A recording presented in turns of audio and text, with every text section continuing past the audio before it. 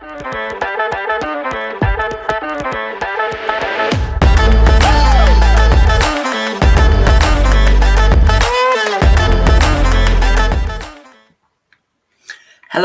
and welcome to the first Fan in the Stand podcast. Yes, I know there are many sports podcasts already, but I'm going to try my best to present you a diverse range of content from all forms of sports, because I feel like there's not many podcasts out there that do a lot about all sports. So I want to try and do cricket, football, rowing, swimming, rugby, netball, everything, to try and educate people on everything, all sports, and hopefully interest people. But yeah, my main sport is football, and I'm a Brighton fan, so you'll probably see a lot of posts about football and Brighton within my page, but I promise you there'll be much more to explore. So with no hesitation, let's get straight into episode 1 and take a closer look into the third Ashes test that took place last week. One thing before we begin though, although I've watched a lot of cricket, it's not my main sport. My knowledge is slightly cloudy sometimes, so if I do get anything wrong, feel free to leave a comment and correct me. That'd be really appreciated. So England won the toss and decided to bowl first on a favourable wicket. Broad wasted absolutely no time in dismissing Warner after 5 balls, edged and caught by Zach Crawley. A quick start from England. That put them in good shape early on, and that start continued as Woods, Woke and Broad took a further 4 wickets from the Aussies. A brilliant start. However, Marsh was dropped on 12, which proved to be, you could say, costly, as he accumulated 118 runs in a fabulous innings. Fair play to the Australian. Woke's Crawley combined finally to get Marsh out, but they needed something big, absolutely massive, if they had any hope. Up stepped the previously injured Mark Wood to produce one of the best fast bowling innings I've ever seen.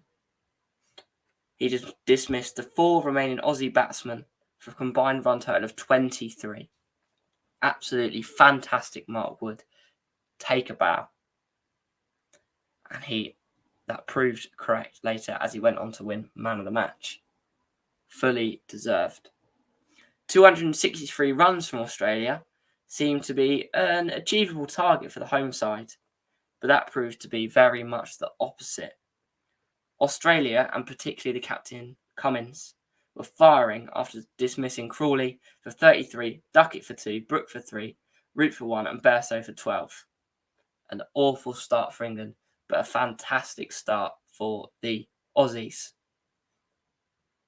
But once again, the hero, the saviour, Ben Stokes, put on another fantastic innings to put a further 80 runs on the board for England, and a fine 24 runs from 8 balls for the previously mentioned Mark Wood also helped to give England some hope, and they ended their innings with 237 and trailed Australia by 26 runs. Not the best, not the worst, but they still had a lot of work to do. Same goes for Australia. After a solid second innings from Australia, put them 251 runs ahead of England. Quite difficult. England had a lot to do in their final innings if they wanted to claw the score back to 2-1. Could they do it? The English batsmen had nothing to lose, and an almost T20 style approach helped Crawley put 44 runs on the board early on, and Harry Brook a further 75 runs later in the innings. A commendable 32 runs from Wout and 16 from Wood took England to 254 for 7 and clinched a much needed win with no need for the 5th day, unfortunately for the people that had tickets for the 5th day. A lot of rain also impacted the play for England and Australia, which I believed did help England out, but no complaints. We were 2-0 down and needed this win to take it back to 2-1. And the 4th test begins on the 19th at Old Trafford and will hopefully be another exciting few days of cricket in another must win game for England if they want to set up a dramatic winner-takes-all final test, or will Australia spoil the party, take a 3-1 lead and win the series once again? We hope not. We will see. And hopefully all of you will go and watch it and support England. But yeah, it's been great talking about this test, and hopefully when I'm next talking to you about the cricket, we'll be 2-2 going for the big win in the final test. Hopefully, we will see. But yeah, that's it from me on the cricket. And if I've got anything wrong, please let me know. Comment. It'd be really appreciated. But next, I want to discuss let's discuss some football quickly, as I've got a bit of time left. A lot of time left. I'm a Brighton fan, as I've said before, and as you've probably seen on my socials. And that might put some of you off, because you might be Palace fans, Chelsea fans, but there's going to be news for everybody here. And I want to ask you a question on whether you'd like to see podcasts on the upcoming the upcoming American Premier League series that's happening over the next couple of weeks with the likes of Brighton, Chelsea, Newcastle, Brentford.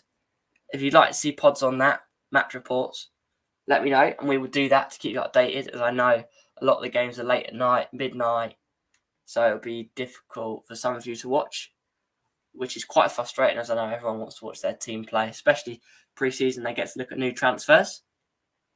But yeah, let's talk about the transfer window so far for everyone. It's been an interesting transfer window so far, with Mason Mount heading to United, Anana seemingly heading to United as well, the Mbappe situation where he's apparently asked to leave, and now PSG are saying they're going to sell him because they're not letting him leave on a free. Where do you think he goes? He seems to really want Real Madrid, and I hope he goes to Madrid. That'd be a great move for him.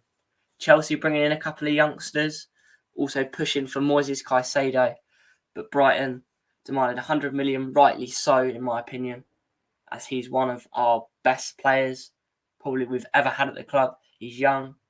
He's playing this well already after just over a season in the Premier League. Played internationally for Ecuador, played at the World Cup. Absolutely fantastic player, and has so much more to give for us and a bigger club in the future.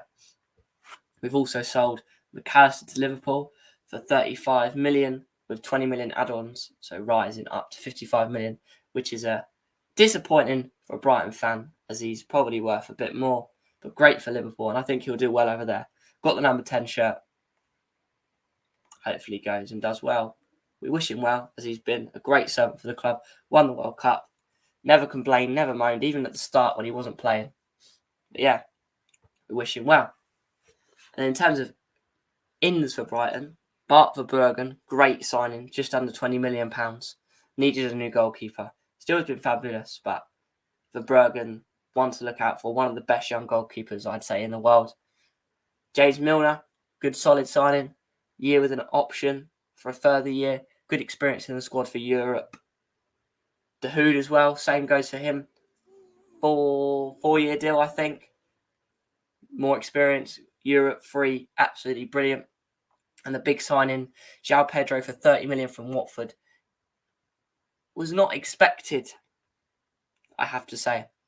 It came about very randomly, very, very quickly after Fabrizio Romano did his "Here we go" tweet.